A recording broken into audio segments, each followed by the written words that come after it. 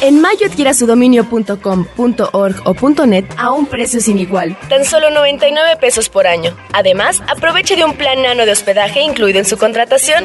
Suempresa.com, líder de web hosting en México.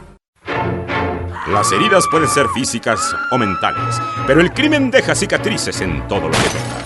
Aunque los factores que lo generan son complejos, este crece cada día como un cáncer que consume a nuestra sociedad.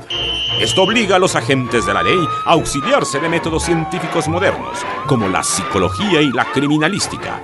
La guerra parece no tener final, pero una cosa es cierta: puedes correr, pero no esconder. Esto es Testigos del Crimen, con Guadalupe Gutiérrez y Roberto Coria. Frecuencia Cero, la otra radio.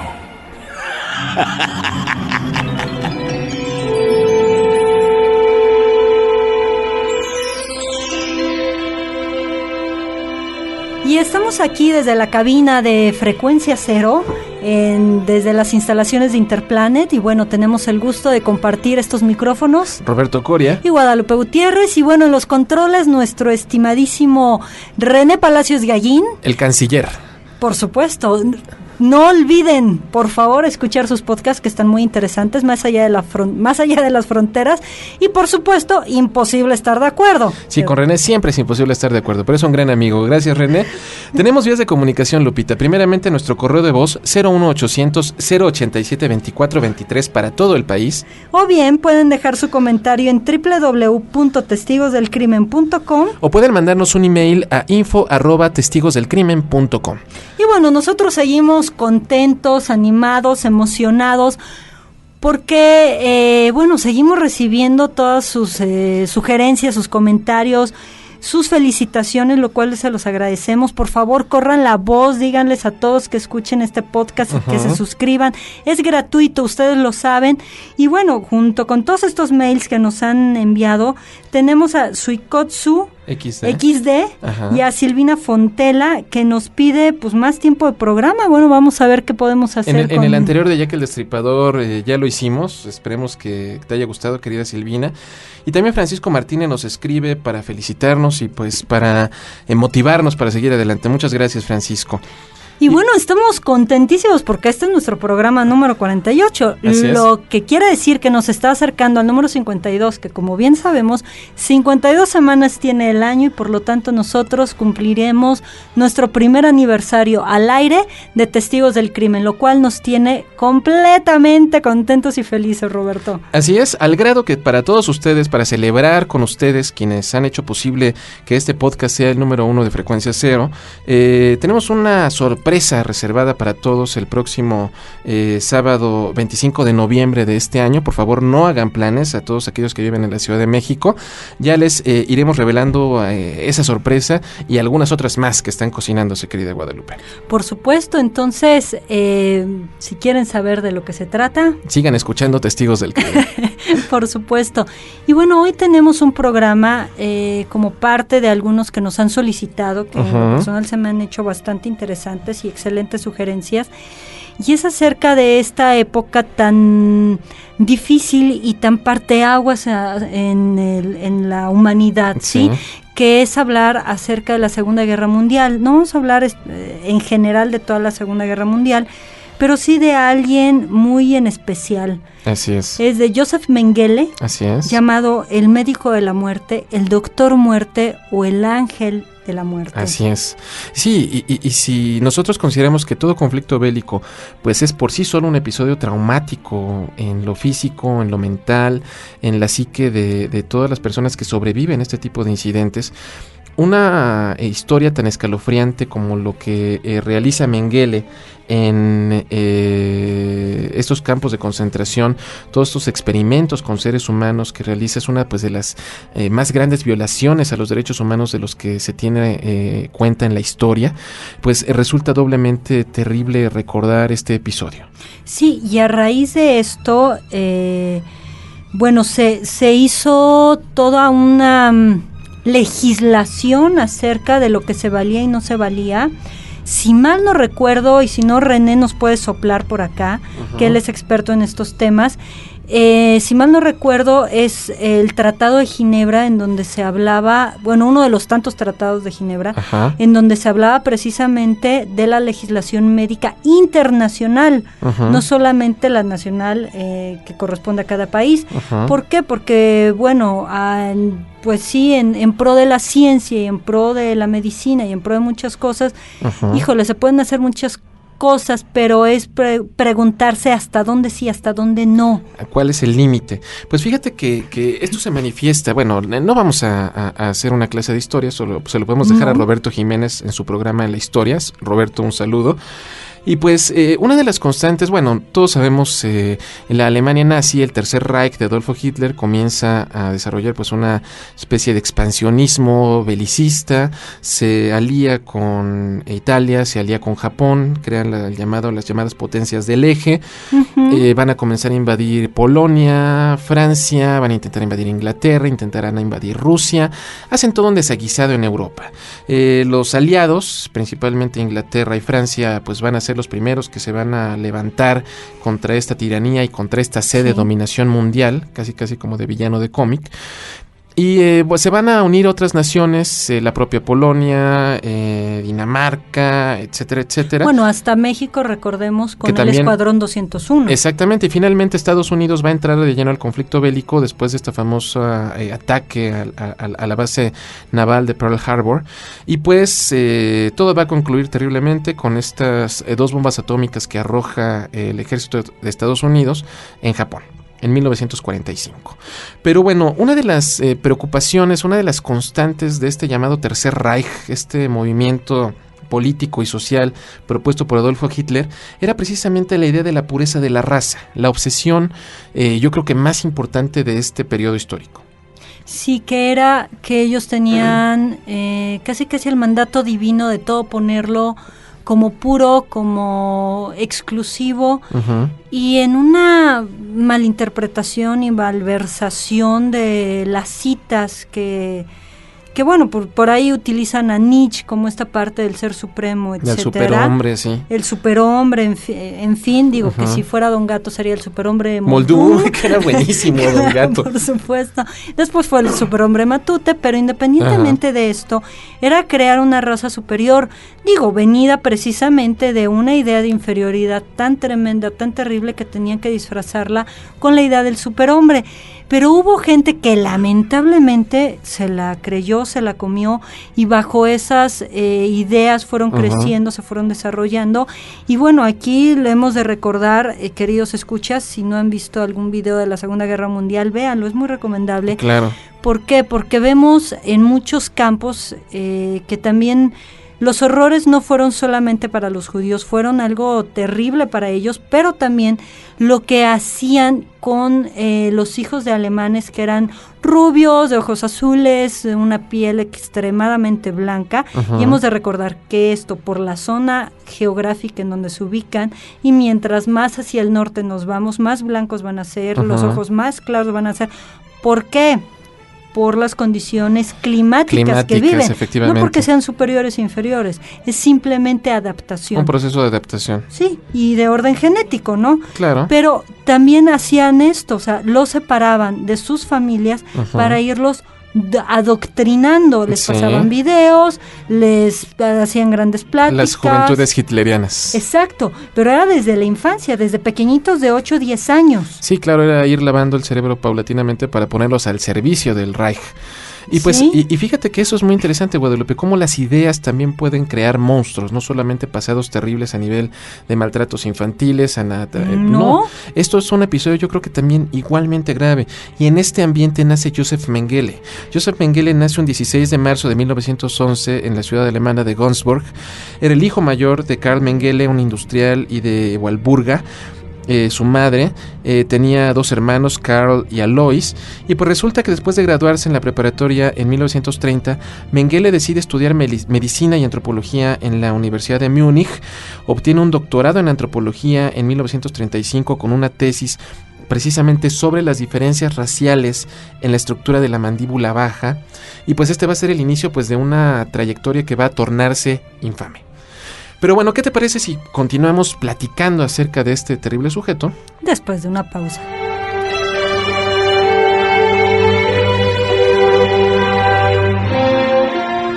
Si quieres descubrir al asesino, quédate con los testigos del crimen.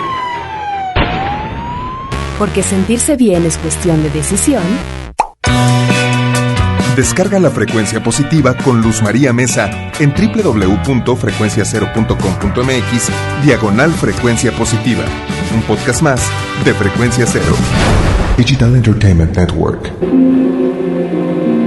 Hola, soy Roberto Coria de Testigos del Crimen y quiero invitarte a la presentación de mi libro Yo es Otro, sinceramente soy yo Henry Jekyll, que se llevará a cabo este próximo martes 24 de octubre del 2006 en punto de las 21 horas en el Centro Cultural España, Guatemala 18, Centro Histórico, en el marco del segundo Festival Radio Macabro. Más información en nuestro portal www.testigosdelcrimen.com. No faltes.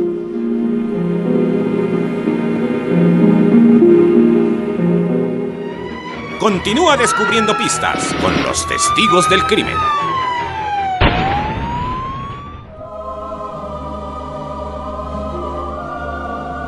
Regresamos a Testigos del Crimen platicando el caso macabro y nefasto de Joseph Mengele. Y pues fíjate, Guadalupe, que en 1937 Mengele emigra a Frankfurt, donde va a trabajar como asistente de Ottmar von Verschucher, el director del Instituto del Tercer Reich para la Herencia, la Biología y la Pureza Racial de la Universidad de Frankfurt. Fíjate cuál era la preocupación de este gobierno, que hasta tenía un instituto dedicado precisamente hacia este tema. Y pues en este sentido, von Verschucher era pues una de las autoridades más importantes en el campo de la genética en Alemania. Y bajo la tutela de este hombre, Mengele va a clarificar dos de sus principales objetivos en la vida. Número 1, convertirse en un científico afamado.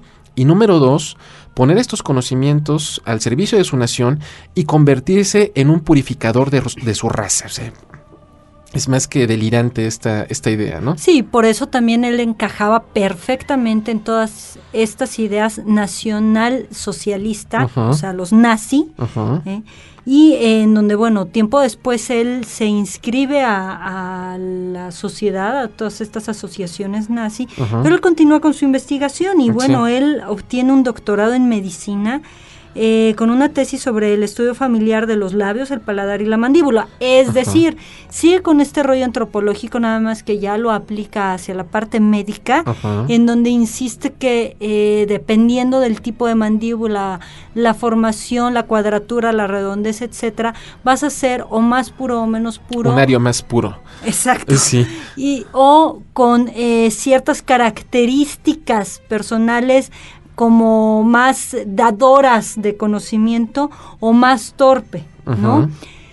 Él continúa con esta línea, va con esta rama y toda esta ciencia que trae en la cabeza, digámoslo así, va y vierte sus conocimientos hacia la ideología nazi, la cual a su vez lo retroalimenta. Yo te diría desde aquí que, bueno, encontró el lugar perfecto para todo este rollo psicótico que traía. ¿Y por qué digo psicótico? Sí, claro, por supuesto. Porque los planteamientos, y que en un momento estábamos platicando tú y yo, eran completamente descabellados y fuera de realidad. Hemos de recordar que la psicosis, una de sus características es la falla de contacto con la realidad, no aceptarla. ¿Qué pasa con este hombre? No acepta la realidad de que los seres humanos, sea del color que fuera, eran iguales, somos iguales. Y él trata de aplicar estos conocimientos a todo lo nazi, y todo lo nazi más todo el rollo que traía Hitler, Goebbels, etcétera, pues lo aplica también dentro de estos. Y además se encuentra el patrocinio exacto, además económico, no solamente que le aplaudiera, ¿no?, sus grandes ideas. Sus gracias. Sí, por favor. Sus grandes ideas, sino que también encuentra un patrocinio económico y toda la apertura para trabajar con muchísima gente, sobre todo ya cuando se arrancó la Segunda Guerra Mundial hacia 1939, en los campos de concentración, sobre todo Auschwitz, encontró los elementos necesarios para poder seguir con sus teorías, tratando de verificarlas, y bueno, lo único que ocasionaba era gran dolor y sufrimiento. Efectivamente, pues en esta agenda diabólica que tenía trazada el buen doctor Mengele, encuentra espacio para casarse con su primera esposa, Irene Schopenheim. Tienen un hijo mayor, un único hijo llamado Rolf, Y pues él va a ingresar al Partido Nacional Socialista de manera oficial en 1937. Hacia 1940 se incorpora al servicio médico en el ejército, es herido en combate en el campo de batalla frente a las fronteras rusas, y en 1942 es dispensado del servicio activo por esta incapacidad y promovido al grado de capitán. Recibe la Cruz de Hierro, que era pues uno de los galardones más reconocidos en su época por todos los servicios que prestó a Alemania. Y pues la fecha fatídica, el 24 de mayo de 1943, es asignado como oficial médico al campo de concentración de Auschwitz-Birkenau en Polonia, cuya población principalmente estaba compuesta por judíos, por gitanos. Y pues a lo largo de los 21 meses siguientes él va a cometer toda una serie de infamias que van a rebasar incluso los límites de la cordura. Sí, porque bueno, empieza a poner en práctica todo este tipo de teorías y como dije hace un momento, ya tenía los elementos necesarios. Total, eran judíos y eran gitanos, gente que para ellos era de poca valía y que en realidad pues no tenía nada que hacer en este mundo, porque hemos de recordar que una de las cosas que hicieron los alemanes en su paso por diferentes países y ciudades, sobre todo Polonia fue una masacre, devastado. Literal, fue una masacre en cualquiera de los sentidos e índoles que se puedan manejar, y una de las cosas que hacían era matar a los enfermos mentales, entraban a los psiquiátricos y ahí empezaban a experimentar, y unos eran por juego, unos les ponían ráfagas de metralletas, etcétera, y otros eran a ver cuánto duraban en la cámara de gas, etcétera, porque como enfermos mentales solamente era una carga y era obviamente un ejemplo, un gasto impresionante, pero era el ejemplo de que los de otros países o los que no eran de su raza o estirpe, por así llamarlo, pues eran gente imperfecta y ellos no querían imperfectos,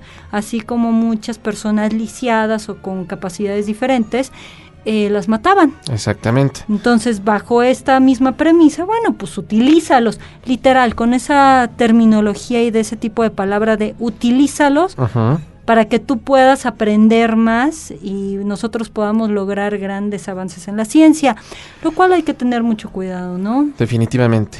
Y pues, ¿qué te parece, mi querida Guadalupe, si después de esta pausa continuamos platicando acerca, pues ya de las atrocidades que va a cometer el doctor Mengele en Auschwitz y pues de su desenlace? Por supuesto.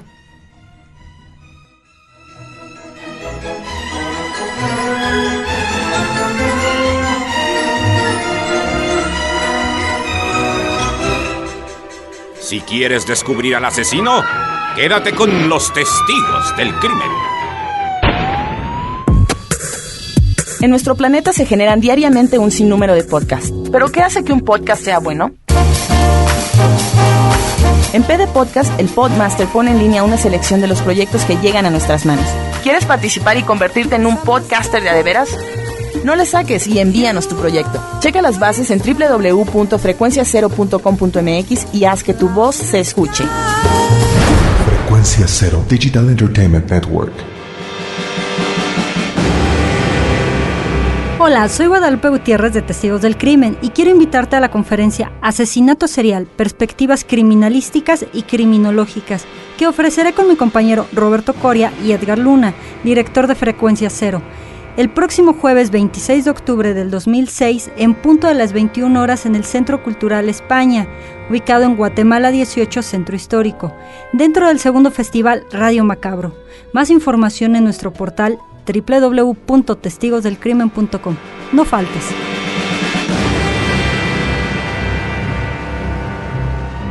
Continúa descubriendo pistas con los testigos del crimen.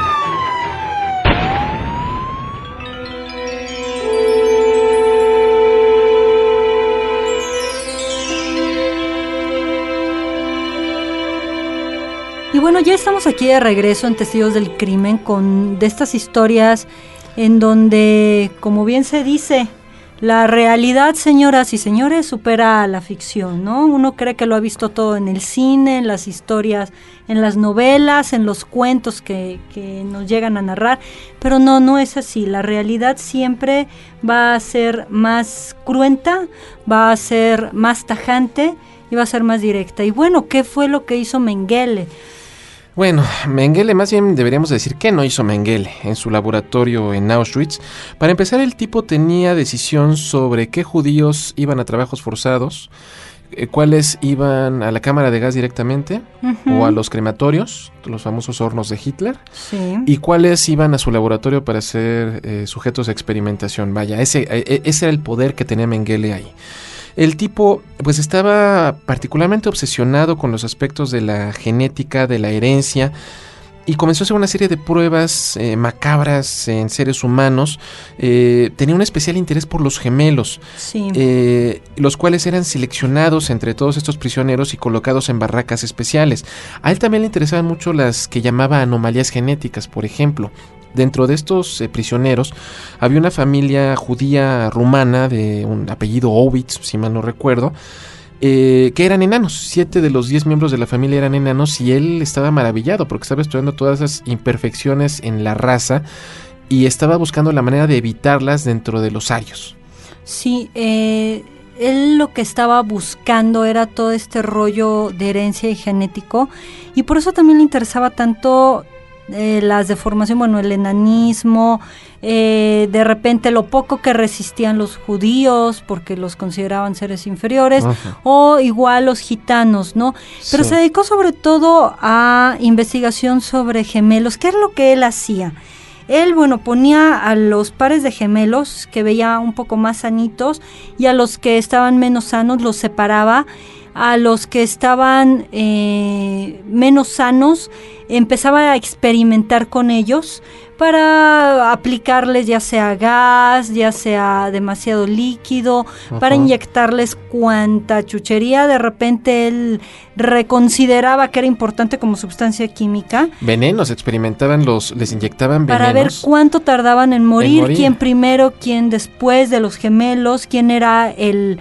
Digo, sabemos que hay un gemelo supuestamente más dominante, el otro que es recesivo, ¿no? Bueno, parte de estos roles. Y entonces a través de eso él iba haciendo sus brillantes anotaciones médicas, y o bien le llenaba el vientre de aire a ver hasta qué punto reventaba o se ocasionaba algún tipo de derrame interno. Pero también hacía otra cosa. Dices, bueno, los que estaban más sanitos se salvaban. Pues no, a esos los mataban. Sí. Así en directo. En muchas ocasiones hacían pruebas, les disparaban con diferentes calibres de armas de fuego a los sanos para ver cuánto tardaban en sanar sus heridas con ciertos medicamentos. Obviamente esto para emplear supuestamente este conocimiento en el campo de batalla. Otro experimento que hacían era, les aplicaban gas mostaza a ver cuánto tiempo tardaban en morir. Los sometían a diferentes altitudes, recreando en cámaras de presión situaciones para ver cuánto podía resistir el cuerpo humano en altitudes diferentes, presión, extremo de temperaturas, de repente medían cuánto tiempo tardaban en quemarse. O en congelarse también. O sea, cosas extremas. Pero ¿qué pasaba también con esto? Por ejemplo, ya que morían, ellos lo consideraban un verdadero honor para el difunto, digámoslo así, porque su cuerpo iba a ser investigado por la ciencia, claro, la ciencia de Mengele. ¿Qué es lo que hacía? ¿Por qué mataba muchas veces a los que aparentemente estaban más sanos? Y digo aparentemente porque, bueno, pensando en el campo de concentración, pues nadie podía estar sano, ¿no? Completamente. Podían estar un poco más fuerte, menos fuerte, y era porque querían también él investigar desde la parte histológica y desde la parte neurológica, ver cómo estaba supuestamente desde un sentido sano el cuerpo, cómo se componía, cómo estaba el bombeo sanguíneo, cómo estaba la conformación del cerebro, etcétera. Y esto, bueno, pues también era algo terrible porque aquellos pequeños o gemelos que tuvieran la expectativa de vivir más, pues por ser sanos los mataban para poderlos investigar de la mejor forma posible, que era pues ser sano. Claro, por supuesto. Y esta obsesión, obviamente sobra decir que todos estos experimentos no tenían ninguna validez científica, eran completamente descabellados. Otra de sus obsesiones era tratar de inyectar sustancias químicas a los niños nazis, a los niños alemanes, con la intención de aclarar más el tono de sus ojos. vaya, en este momento si una persona tenía ojos cafés o tenía ojos color azul era algo pues dramáticamente importante. Entonces él estaba tratando de recrear estas condiciones para que los niños tuvieran este rasgo de perfección que eran para ellos los ojos azules. Pero bueno, podríamos pasarnos horas platicando acerca de las infamias. Por supuesto, de aquí, bueno, recuerdo las clases y algo que a mí me gusta mucho precisamente es la genética y la psicogenética, todo lo que se ha investigado y lo que se ha escrito acerca de. Y bueno, me da la impresión que con todo y lo doctor que era, nunca estudió a Mendel, ¿no? Era la parte de los genes recesivos, dominantes, etcétera.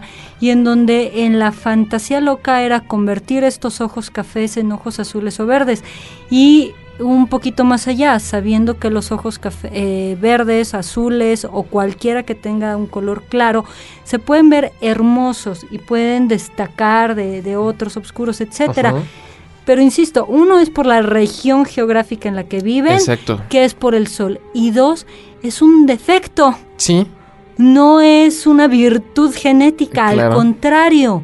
Son más sensibles y llegan a lastimarse, a dañarse más la retina, la pupila, etcétera, los que tienen ojos claros, que aquellos como Roberto y yo que tenemos los ojos oscuros. Y soñadores. Por supuesto.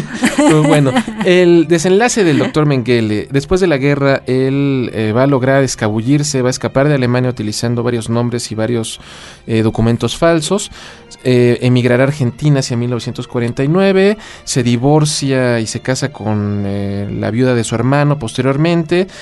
Y como su familia lo ayuda económicamente desde Alemania, él pues puede vivir una existencia acomodada. Se muda en 1959 a Paraguay. Muy bien. Vive de lo lindo en unas villas muy bonitas y toda la cosa. Emigra a Paraguay cuando es descubierto por un grupo de cazadores nazis. Obviamente esas personas, principalmente muchos de ellos judíos, que se dedicaron a cazar a todos estos nazis prófugos que se corrieron como cucarachas a todos los rincones del mundo. Sí, porque se acaba la guerra en 1945, exacto, pero uno, bueno, aplauden, hay fiesta mundial, porque fueron la Segunda Guerra Mundial, pero de repente como que se pierde de vista todos aquellos cabecillas, todas aquellas personas que tuvieron mucho que ver, exacto, en este tipo de atrocidades. Y pues Mengele después de esto emigra a Brasil y desde 1960 se establece en el poblado de Embu, cerca de Sao Paulo, donde finalmente va a llegar la justicia divina, si queremos pensarlo así. Muere ahogado en su alberca el 7 de febrero de 1979, cuando le da un paro cardíaco mientras nadaba el pobrecito en su piscina. Sí, y bueno, es como para pensar todas estas cosas que llegó a hacer, uh-huh, que llegó supuestamente a investigar. Inclusive hay varios libros que precisamente hay uno que se llama acerca de la de las investigaciones médicas nazis. Uh-huh. El autor no lo recuerdo en este momento, pero que habla de todo este tipo de investigaciones, uh-huh, y de experimentos que hicieron con el género humano, llamado para ellos inferior, uh-huh, en donde se muestra a detalle todo lo que se planteó. Y bueno, queda toda esta cuestión de índole personal, de índole mundial, uh-huh, decir, bueno, ¿dónde quedó todas estas personas y dónde quedó la justicia cuando se llegaron a exterminar cerca de 60 millones de personas, sí, con todo este tipo de cuestiones, desde los hornos hasta los experimentos, hasta el campo de batalla también. O sea, sí, N cantidad de personas, ¿no? Uh-huh. Y bueno, también tenemos algo acerca de todo esto llevado a la literatura y el cine. Sí, efectivamente. Obviamente el legado macabro de Mengele no va a escapar de la imaginación de algunos artistas.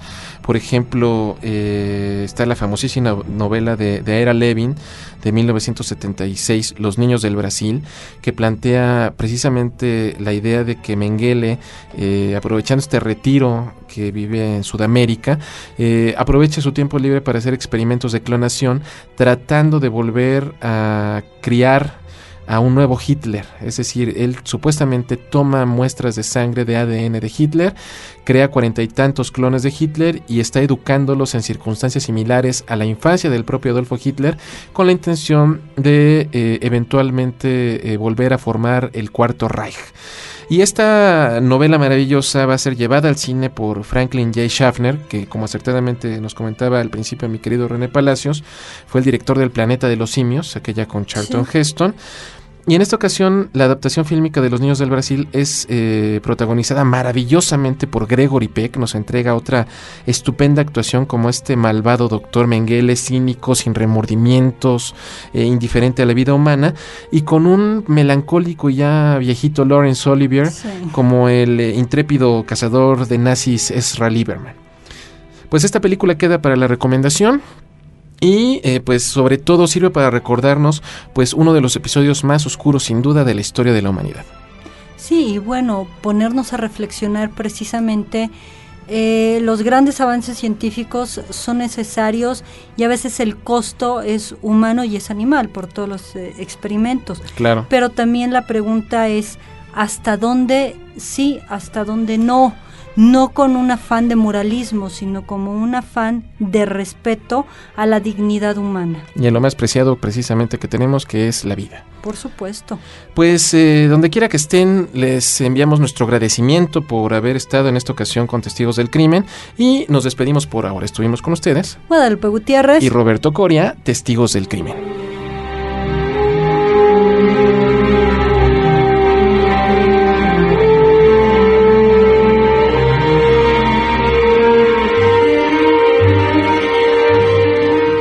Esto fue Testigos del Crimen con Guadalupe Gutiérrez y Roberto Coria. Mantente en contacto con nosotros en www.testigosdelcrimen.com o al teléfono 24 55 50 99. Testigos del Crimen, un programa más de Frecuencia Cero, la otra radio. Lo mejor de la radio en la palma de tu mano.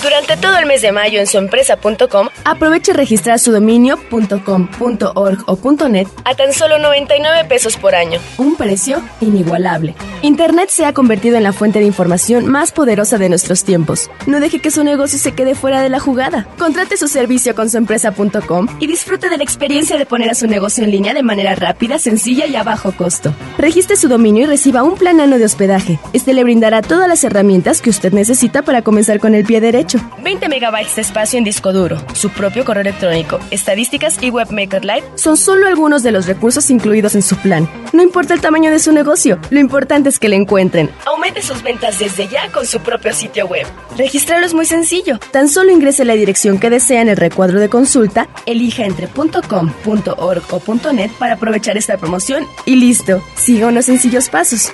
Con suempresa.com, su negocio en la red hoy mismo. Suempresa.com, líder de web hosting en México.